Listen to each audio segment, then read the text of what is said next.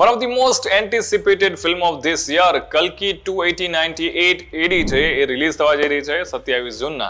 આ મૂવી છે એ થિયેટરમાં જોવા મળવાની છે.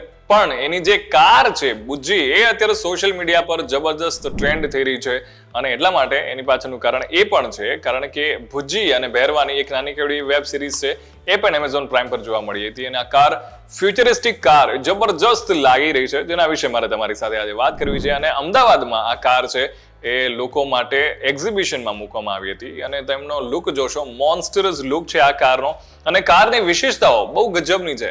સૌથી પહેલા વાત કરું તો એ 6000 કિલોગ્રામની આ કાર છે કે જેના 3 વ્હીલ છે, 2 આગળની બાજુ અને એક પાછળની બાજુ અને એ સિવાય જો ગાડીની વિશેષતાઓ વિશે વાત કરવામાં આવે તો ફૂલ્લી ઇલેક્ટ્રિક કાર છે અને એ અમુક જે કેવીમાં છે એ હોવા છતાં પણ આ કારને તમે જ્યારે જોશો ત્યારે અદ્ભુત લાગી રહી છે.